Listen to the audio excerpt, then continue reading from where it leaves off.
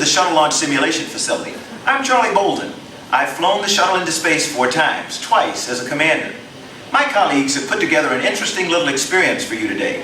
You're about to go on a high-fidelity launch simulation, and I'm going to help you get through it. See, before any launch, all astronauts have spent thousands of hours being tested and trained in simulators, a lot like the one you're going to ride. You'll be riding in a special module that fits right into the payload bay. But before you go aboard, we'd better go over a few basics. Launch preparation for your mission would have started accelerating here at KSC months in advance. But let's cut through all that and move you way closer to launch. I'll start your clock at, say, 4 hours before liftoff, when it's still dark out. Before you got suited up, the shuttle's external tanker ET was fueled up. The ET holds fuel for the shuttle's 3 main engines. Inside the ET, there are actually 2 separate tanks. One has liquid hydrogen at 423 degrees below zero, the other liquid oxygen at 298 degrees below zero. They start really cold, but when those 2 liquids meet in the shuttle engines, you'll find out. About 2 hours before you launch, you boarded the orbiter through what we call the white room. As you climb through the hatch, that orbiter already seemed like it was a living, breathing thing. Then they pulled back the access arm and left. Everybody else is smart enough to get out of the air fast, and you and your crewmates are strapped to the reason why. Within 400 feet of the pad, the flames and heat from the engines will kill you.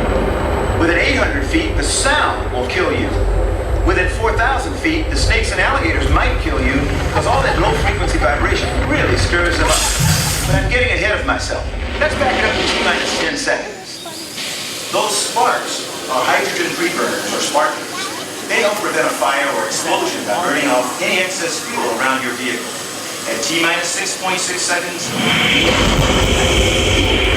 a loud roar and you'll feel a big rumble. After the main engines start, you'll feel the shuttle sway forward a little, but don't worry. It's engineered to come back to vertical before you go. That's what we call the twang. You're getting a lot of power from those main engines, but you're going to need even more to get to orbit. That's where the solid rocket boosters, or SRBs, come in.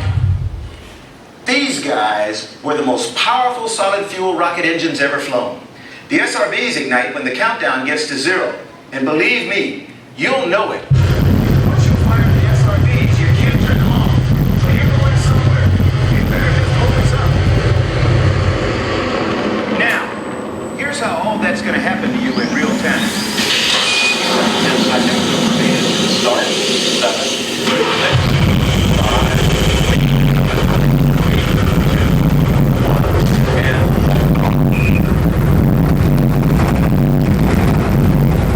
Once you hit the top, you're going to do a roll maneuver until it gets down position. But with all the acceleration pushing you back in your seat, you probably won't even feel like you're upside down. About a minute into the launch, the aerodynamic forces reach a critical level we call max Q. Here, the forward thrust of the rockets is fighting the resistance of the air, and the shuttle is like an aluminum can being squeezed harder and harder. To make sure this doesn't happen, we throttle down the engines to maintain pressures we engineered the shuttle to withstand. Once you pass through max Q, we throttle the engines back up. Challenger, go and throttle up. It was at this moment that we lost the Challenger in 1986. So this is always a thoughtful moment in any mission. About 2 minutes into your flight, all the fuel is spent in your SRBs. So you'll jettison them and they'll parachute down into the ocean. These guys were designed to get cleaned, refurbished, and then used again on another mission. Your ride will get a little less bumpy once your SRBs drop off, but you're still going to keep accelerating.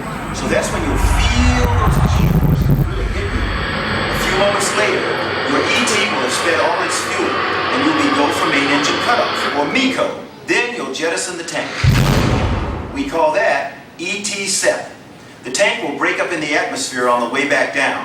It's the only part of the shuttle system that wasn't designed for reuse. Congratulations, you made it into orbit. That's assuming, of course, there were no malfunctions along the way. Naturally, we have hundreds of contingency plans in case something does go wrong. Take a moment to memorize these now. Got it all? Good. Our time here is up. You ready? Because now you have to take your chances in the sim and hope the sim supervisor goes easy on you. Now it's time for you to experience the sensations of launch firsthand from inside the shuttle. See you aboard.